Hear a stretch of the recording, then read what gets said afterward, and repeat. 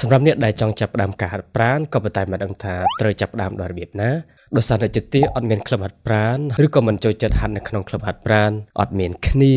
អត់មានលុយបង់ក្លឹបហាត់ប្រាណឬក៏អត់មានលុយជួលគ្រូបង្វឹកផ្ទាល់ខ្លួនអ្នកទាំងគ្នាកុំស្មុគស្មាញពេកគ្រាន់តែហាត់ប្រាណមិនចាំបាច់ទាល់តែអ្នកទាំងគ្នាទៅហាត់ក្នុងក្លឹបហាត់ប្រាណទេអ្នកទាំងគ្នាអាចចាប់ផ្ដើមដោយវិធីងាយបំផុតគឺការដើរហាត់ប្រាណអ្នកទាំងគ្នាអាចទៅដើរហាត់ប្រាណនៅតាមសួនច្បារឬក៏ទីធ្លាណាមួយដែលអ្នកទាំងគ្នាអាចដើរហាត់ប្រាណបានហើយមិនចាំបាច់បង់លុយទេមានអត្ថប្រយោជន៍ដែលគួរឲ្យភ្ញាក់ផ្អើលចំនួន5ដែលអ្នកទាំងគ្នាអាចទទួលបានពីការដើរហាត់ប្រាណទី1ប្រយុទ្ធប្រឆាំងនឹងសែនធាត់នេះសំដៅទៅលើអ្នកដែលមានសែនធាត់ពីកំណើតការដើរលឿនត្រឹបតែ1ម៉ោងក្នុងមួយថ្ងៃអាចជួយកាត់បន្ថយសែនដែលបណ្ដាលឲ្យធាត់បានពាក្យកណ្ដាលទី2ទប់ស្កាត់ការឃ្លានជាតិផ្អែមការដើរហាត់ប្រាណរយៈពេល15នាទីអាចជួយកាត់បន្ថយការចង់ញ៉ាំរបស់ផ្អែមសូម្បីតែនៅពេលដែលអ្នកទាំងគ្នាកំពុង stress ទី3កាត់បន្ថយហានិភ័យនៃជំងឺមហារីកសូដន់ការដើរហាត់ប្រាណលើសពី7ម៉ោងក្នុងមួយសប្តាហ៍អាចជួយកាត់បន្ថយអត្រានៃការកើតជំងឺមហារីកសូដន់បាន14%ទី4ការពារសន្លាក់ការដើរអាចជួយសម្រួលសន្លាក់ពង្រឹងសាច់ដុំ